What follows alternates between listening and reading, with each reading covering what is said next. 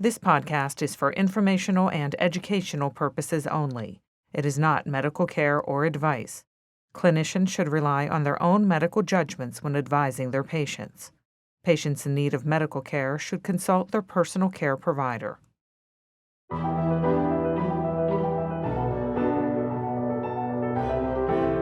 Can your joints really predict the weather? And when is it a sign that your joint pain is something more serious?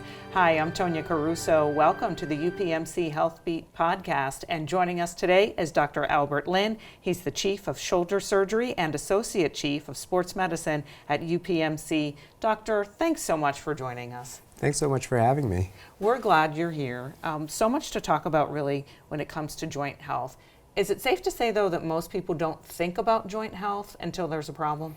Yeah, I think that's a pretty common thing that can occur. I think a lot of people don't really, it's like with anything, you often don't think of things that are a problem until you actually have a problem. Right. So we want to start with some wives' tales that we often hear. And the first about that, we said it in the intro. Can your joints really predict the weather? I hear people say, my knee hurts, it's going to rain today.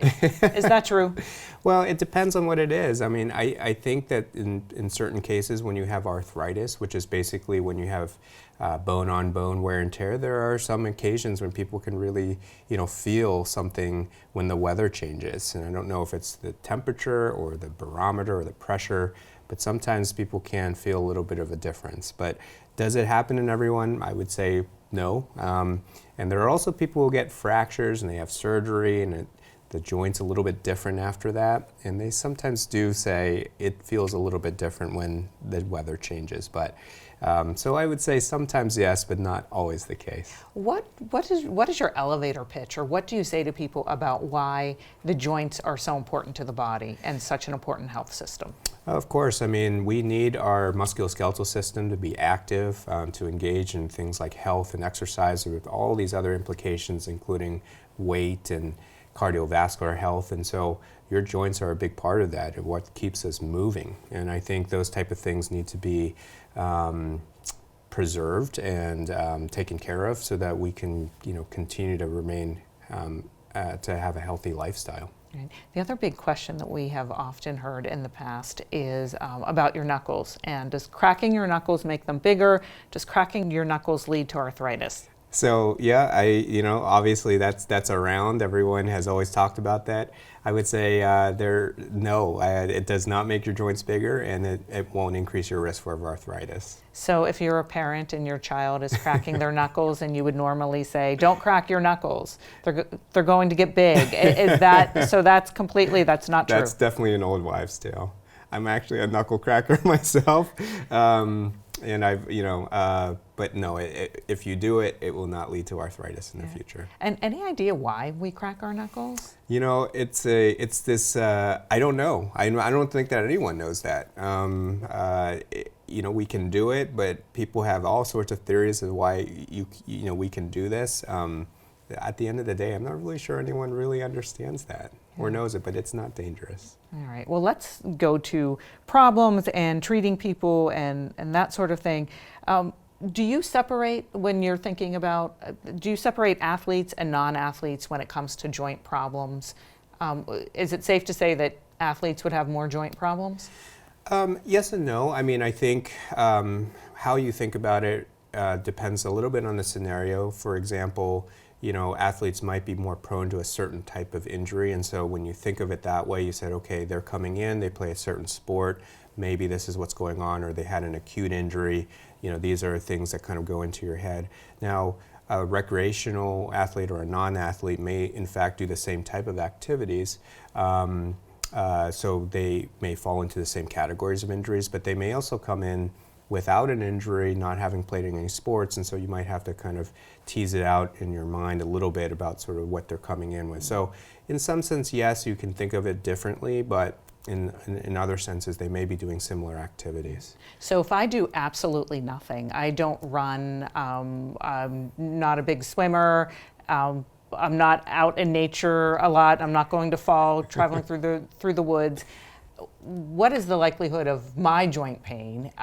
Or, What are the causes then for joint pain for people? Well, I mean, you can split it up into many things. One of them is overactivity. So you can have joint pain. You can be a former athlete, having put a lot of mileage onto your joints with different type of sports, and that can lead to further things down the road. Or you may be genetically predisposed to having some issues with your joints, even though you haven't participated in the same level activities as an athlete. And then there's all sorts of other things. I think general health. Weight, all these things can contribute to joint health too. And so I think you can still have joint problems even if you're a couch potato, for sure. Is age going to get us in the end when it comes to joint health? In some individuals, yes. We do know in some individuals, just from wear and tear of just normal living, you're going to put some, you're just going to put some mileage onto those joints. Where a teenager is not going to see the same amount of mileage because they haven't lived as long. And then you combine that with maybe a genetic predisposition, and then maybe prior activity. You combine all those things together. That probably is why older individuals have a little bit more joint health problems than a younger individual. All right, so are there things that we can do to keep our joints healthy? Yeah, I think there's a lot of things you can do to keep the joints healthy. One is to have a certain baseline of activity level that's healthy. Maybe if you're like low impact activities, I think are really great for the joints. Some level of cardiovascular activity, and then some kind of maintenance strengthening as well. So is that walking and weights? What is that? What does that look like? So I think cardio-wise, walking, great activity. Low impact activities also include things like swimming. Things are not super hard on the joints. Obviously, there are runners out there who love it, and I don't say that it's a terrible activity, but that does put mileage on with the high repetitive kind of impact loading. And so if you're a big-time runner, it's always good to kind of cross-train to give your joints a little bit of a break. Mm-hmm. And I think other than the cardio side, I mean, some strengthening, stretching, so some type of gym activity, I think, is a good thing. No, not saying you have to go to the gym and pump iron, but I think having some kind of weight strengthening is a good thing. Yeah.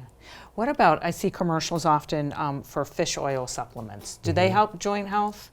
Well, I don't think there's any conclusive evidence that they do help joint health, but there is not a downside to taking them. This is kind of in the same category as things like glucosamine. You see that advertised as well. All of these things, I think, are supplements that I don't think are harmful to take. I don't necessarily think they're going to make or break your joint health, but I think they're safe to take. Right. What about diet? What are the best things we should be eating, and what are the things that we should be avoiding?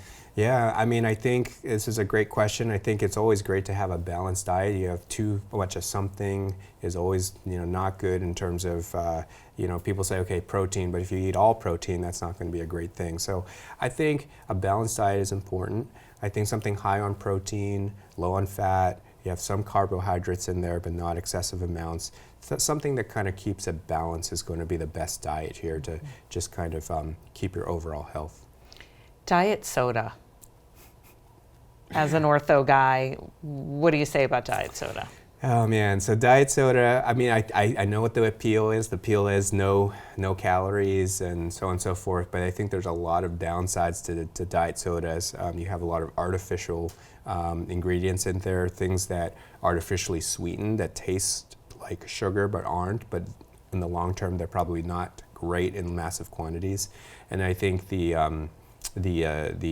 air in these carbonated drinks, they tend to actually expand your stomach, and so what happens is your stomach gets expanded, and while you're not getting calories from the drink, you actually might end up being more hungry because you now have a little bit of more dilated space. Does it rob important nutrients from the bones, or is that a wives' tale too? I think yes, in the sense that if you drink too much of this is not going to replace any type of real nutrients that you're going to get from whole foods and whole grains and protein.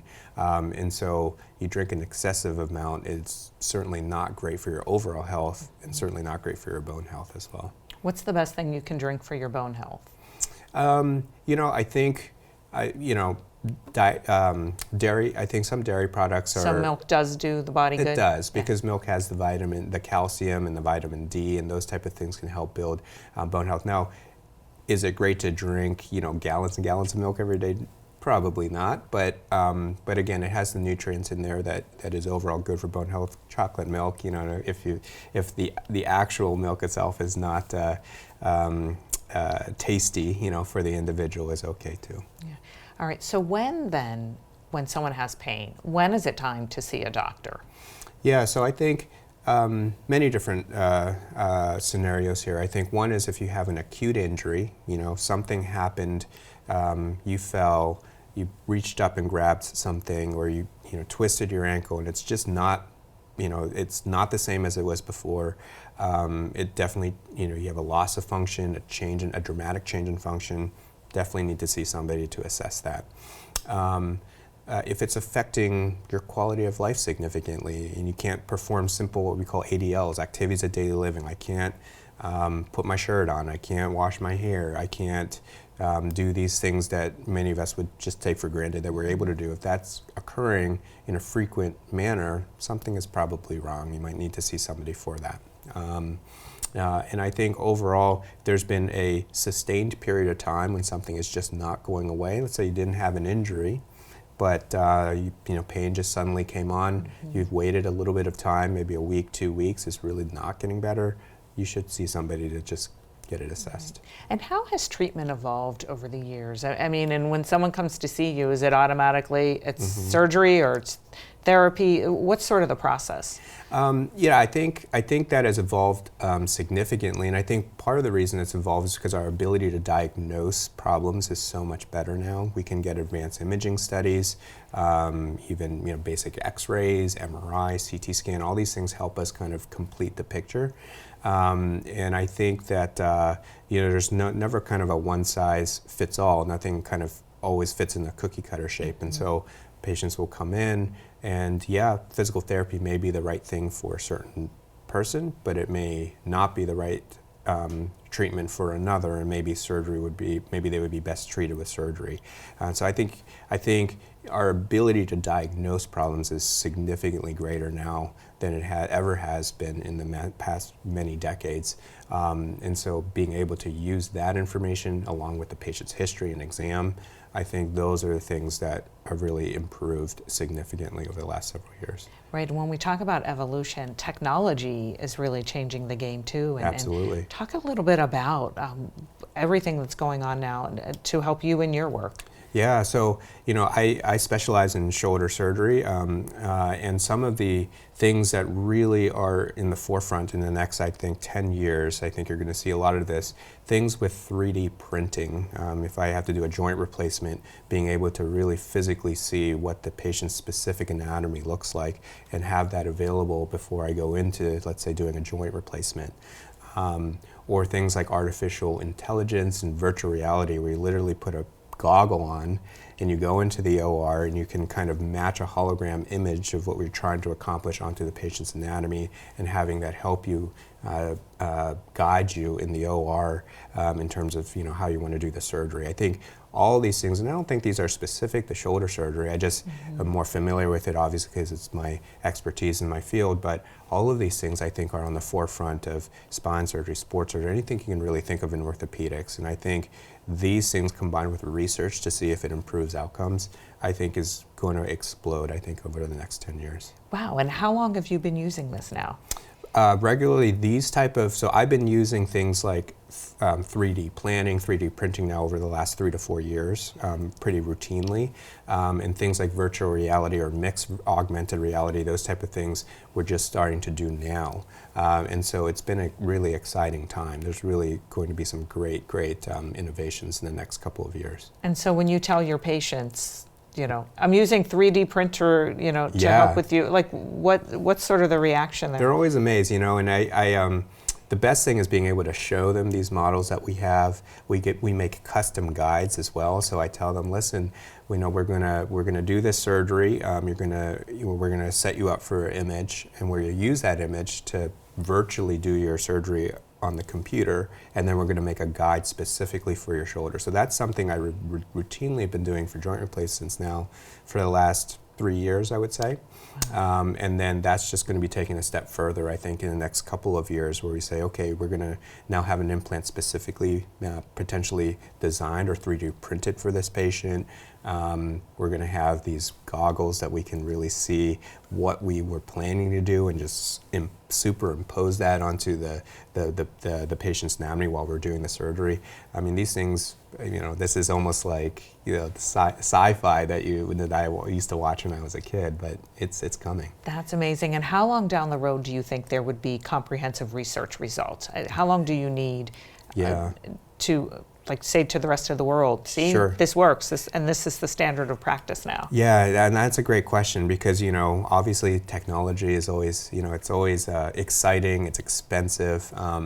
And you're right, in order to know whether it works, you got to track outcomes, and you have to make sure that there is long-term follow-up. So usually in order for these type of technologies to be implemented and to say, okay, they are safe and they actually improve outcomes, you need years and years of research, and I would say probably a good 10 years of outcomes to really know, is this the right thing we're doing? Is it cost effective?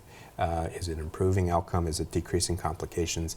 All those things, and that's one of the great things about UPMC as well. We do so much research. We like to track outcomes, and so we definitely are on the forefront of a lot of this research. And I think we'll know for sure in about 10, 15 years whether this technology is the right thing. Wow, 2 last questions. You always have to ask an ortho guy. What sports do you play? Well, when I was in high school, I used to play lacrosse. That was a big sport for me. I did some track and field as well. And now, since I'm old, I go to the gym. So I try to go to the gym 3 times a week, do cardio, do a little lifting, do a little stretching as well. So I think all those things, I try to maintain my own joint health. And last question, what do you like most about your job?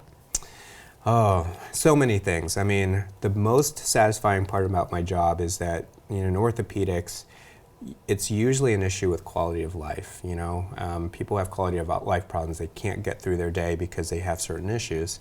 And one of the most satisfying things is being able to take somebody from that state and then restoring their quality of life, whether it's pain, restoring function, getting them back into sports. And really that's not just with operations, although it's always great to see something broke and you fix it and people get better, but also with non-operative treatment, physical therapy, injections, and really the best part is seeing improvement in quality of life. And really that's really what got me into orthopedics to begin with, and it's still what drives me today. Yeah. Well, Dr. Albert Lin, thank you so much for your time today. Some good information, and we all learned some things. Thanks so much for having me. My pleasure. I'm Tonya Caruso. Thank you for joining us. This is UPMC HealthBeat.